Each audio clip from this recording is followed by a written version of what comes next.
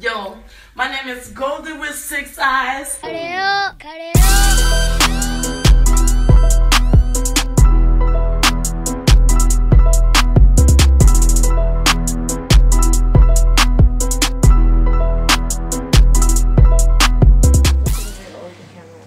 look at you. Yeah, just look at me. Don't just be like it. Yeah. Yeah, so, I see the red light, huh? Yo, my lips ashy. I don't like ashy lips. yes, They that are snake was there. fucking ashy lips. It's so cold outside. I can't find my know bliss the feeling. sticks, though. I'm ashy too. What was your first hustle? My first hustle. My first hustle was mixtapes. I used to sell mixtapes in Harlem. DJ B Smooth from Echo Audio. I was selling tapes, take them up to the shops, get them mastered, take them around to all the stores in Harlem, Rockville and Mo and all the stores and sell them joints. Sell my masters, let them make their copies. Yeah. Oh shit, no, before that I sold newspapers, my dude. I was selling newspapers, knocking on motherfucking door, pocket full of change, in the projects. I kid you not. Word. Yeah. That's crazy. What about your first hustle? My first hustle, I would say, would probably be DJing. Yeah. Actually, yeah, I think it was because the way I came into it was kind of like I was working at a radio station as a morning host, where I was doing all the reading and the weather and stuff like that. And one night there was a DJ that I knew that called me from Copenhagen. He was like, I'm sick. Can you do it? I said, I don't know how to DJ per se, but you know, I got great music taste. Yeah. So I took all the records, all the vinyls from the radio station. I got in there that night, and he fired the DJ that was working that called me up and hired me. That's a good job. So the hustle, I think you the did hustle good, bro. chose Good job, me. You yeah. know what I'm You did saying? good? Yeah. I think, yeah, that was my first hustle. That's what's up. Since then, it's been Everything a else. wide variety of Yeah. stuff. When and why did you guys enter the music industry? I came into the game because I think it was a natural progression. Just, you know, me and my boy Chief Malik, we was at the Call of the Wild. But I was DJing, and it was a vibe of the street. And this is when the music industry was kind of young. And we thought it would have been a lucrative business. It was just an extension of our talent. We good, let's see if we can get paid from it. You know what I'm saying? That was my introduction to the business, period. Yeah. You know what I mean? Fuck it. I don't know. I think I've always been around music, really. And so it was just, like I said, I wasn't really trying to DJ at the beginning. And it kind of just, it chose me. And just But been rocking with it since. So when did you guys like start in the music industry? Like really jump out of it? Yeah. Man. Yeah. My 20 joint. plus years ago. Yeah, maybe even longer. I did a friend of mine named Rock Isaacs. He's an R&B producer, and I was always DJing and doing shit with music. And I had this loop, and he said it's perfect. So we sold the loop to Stephanie Mills. So I wound up going out to California, like 1990, 91. Went out there, we laid the track for Stephanie Mills, stuff like that. Shit, I used to DJ for Kumo D. That's part of my hustle. Yeah, I mean, so come on. I was all in it. I was immersed in the game because you got to understand New York, Bronx, Harlem, Manhattan. That was hip hop for the longest. Was no down south, was no trap. You know that West Coast shit. It was just dancing to funk music and all that. But that hip hop, making money off it was only natural that New Yorkers would jump up in that real quick. Well, how has the hip hop culture changed from then to now? What are you guys' thoughts about that? Lines is definitely more blurry as far as like talent, as far as like it used to be back in the days, like you couldn't even be an R&B act doing hip hop or like, you know, I'm from the area before the era before they started featuring rappers on R&B track. I mean, yeah, it was the same thing, you know. The game now has changed because instead of lyricists and MCs, you got drug dealers just talking about shit they do.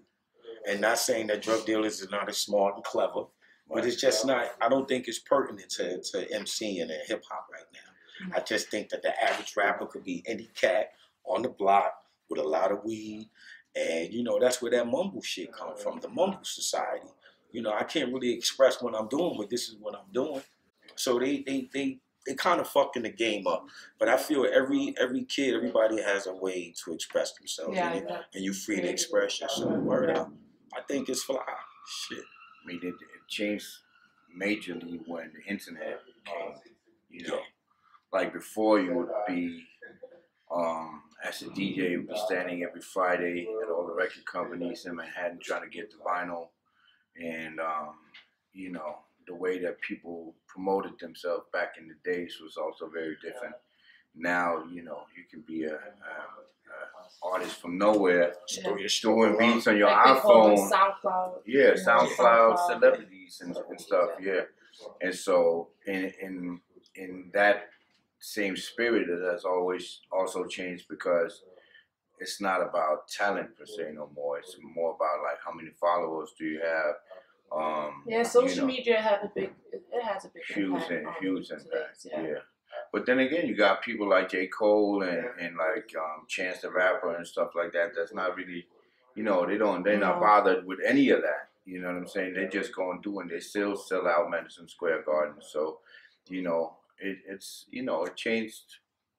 It just evolved, I think. I just think there's a difference between followers and fans. Yeah. See, fans are gonna stick around.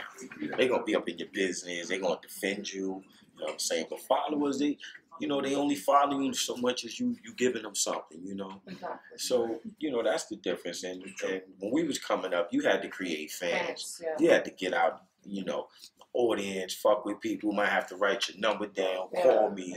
I'll come to your town, and I think social media has made it that you can reach people, but you don't really reach. You don't make contact with them, and that's where we come from. We come from contact. You know what I mean? I touch you. Yeah. I work. That's the thing. Tell me about this Nu Amsterdam project. How did it happen? What? Who? Nu Amsterdam. Well, we had a friend called Shaka. Shaka. Shout out to Shaka. Shaka. Shout out to Shaka. Shout out to Shaka, yeah. Basically, I took an advance that I got from Sony Music here and moved back to New York with my wife. At that point, we really didn't have no kids together, and so her friends were Shaka, and we were talking back and forth. He said, "Hey, I know of this cat called Rex. He's down with the hill. Y'all should get together and write some lyrics." And I think that was the first time we met. First time we met. I was right for honest. We was hanging out or whatever. He was in the Washington Heights, and after that we clicked. The relationship it popped off. Mm-hmm. And then after that, I did my thing with Cypress. Came back home from LA. And we was looking to do something. He was like, "Yo, we should do something." And I smoke a lot of weed. Sure. I mean, it's no mystery. It's facts. You know what I'm saying? Big Rick's, Big Smoke. I burn it down. Nu Amsterdam burns heavily. And we just came up with the name. It's an extension. You know what I'm saying? Harlem is always the New Amsterdam. New York is the New Amsterdam. So we put it together. Everybody knows me from Cypress. So, and we crazy. It just turned into the Nu Amsterdam project, meaning everybody is kind of down with it. Which producers are you guys going to use on this? Who? We working with S right now. Yeah. DJ Honest. Yes, ma'am. Yeah, can you tell me who is DJ Honest? DJ Honest is I'm the good dude. Yeah. I mean, I'm DJ Honest, man. I DJ, I produce, and I'm a father and a husband, and that's me. Yeah, really, in a nutshell. Daddy daycare duties and music. That's it. You started one of the first Danish hip hop radio show. Yeah. Needles. Right. And later you signed to Sony and created your alter ego Slim Dollar. Right. Yeah. Oh, she went back. But you kind of like Slim Dollar make you holler. But then you moved to New York City. Right. Why did you do that? Well, it was funny because let me tell you about Slim Dollar. The people that is in charge of Medina and all of them, Rasmus and Yepper, we met. It was actually my wife that was like, "My friend has these two cats. They're dope producers. You should do something." At that point, I was already DJing, and it was like playing at all the hot spots in Copenhagen. And I was like, okay, well, I should start doing some music also. And so they're the ones responsible for Medina and all of that stuff now with label made, the record label. And but at that point, they were just two young cats. And so we met up and we did, what was that called? Girls Every Day, Shopper Ranks, Girls, Trailer Load, right? We did that, and I knew I wanted to spit, so I started doing that. And I did the cover, played it for Remy. At that point, it was one of my old friends from way back. And he had just gotten his stuff at Sony Music, his own label. And that's how I got signed to Sony, through him. He heard it, he was like, yo, this is crazy. And so that was it. But then, you know, just being here in Denmark, you know yourself, it's kind of like a vibe killer a lot of times. Like, you don't feel like the Yandelo thing is always heavily over, you know, when you try to be extraordinary, try to be something special. So I felt like, you know, Charlene, my wife, is from New York.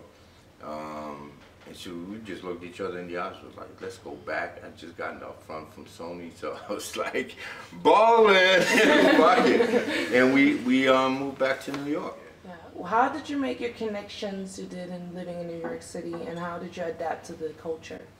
Well, I came over there, and we moved to Harlem, to Eddie Shaka's house. Shout out to Shaka. Exactly. And so I was right there where hip hop was created, you know what I'm saying? And so very quickly I found out, okay, maybe I'm not an MC, because I was always struggling. That's how we met, because I was struggling writing the rhymes, and I was like, he was like, well, B. Ricks is dope, you should get together with him. And so we did, but I also, in that whole period of time, I found out I'm not gonna do the MCing thing. I want to go back to DJing, and so I started doing that. And then when I picked that back up, then, you know, amongst all the other hustle you do when you're in New York to make ends meet, I just started getting more and more DJ gigs over there. And then I met the right promoters. They put me in the right spots, and I was DJing 4 times a week. Nice. And just doing my thing, you know. So straight hustle. Straight hustle. Yeah. And I think it was different also because, you know, I was a European DJ, so, you know, now it wasn't as open, like I said, back then. So if you were a hip-hop DJ, you were a hip-hop DJ. I remember Scribbles? Yeah, I remember Scribbles. Scribbles used to be a hip-hop DJ on Hot 97, and he kind of ventured over in some house shit, and he did the grind on MTV, and that was a rap. That was a rap. It was a rap. The whole hip-hop community was like, bye. You know what I'm saying? But I came from Europe, so I'd always listened to, like, you know, Jimmy Rockway and all of that stuff, and everything that came from Britain, and like Eric God from Sweden and stuff. So I was like always open to a lot more stuff. So that gave me kind of like the edge that the promoters downtown Manhattan was looking for. And before being featured in the Cypress Hill album, you was with a good Call of the Wild. Call of the Wild. Yeah, exactly. And you made mad dope music back then. How come you quit? I didn't quit. What happened? The game was different. Me and my man Cheek, we kind of went separate ways after a while, after grinding for a lot of years. So that messed up the dynamic between the Call of the Wild. So we kind of split. We were still boys, but we split from doing the business together. And all the time that we were grinding, I seemed to have gotten closer to DJ Muggs. So, you know, the Call of the Wild, we was on Sony Rough House, and we was up under Soul Assassin. So when Chico kind of left the group, we broke up. Muggs was like, there's no reason for you to stop. Come on up under my wing. So I went up under his wing, and I learned stuff, and then I went back to the States. And he called me back in like 97, like, what you doing? So I'm ready to get busy. So he brought me out to, I think I flew out to Puerto Rico. He said, you know Sim Parks? I said, I know everybody's shit, dude. So he put me on. He said, you gonna rock with us? He said, be real, think that you come a long way. And he couldn't find nobody else lyrical enough. So that's what happened. So the Call of the Wild didn't stop. I think I kind of grew.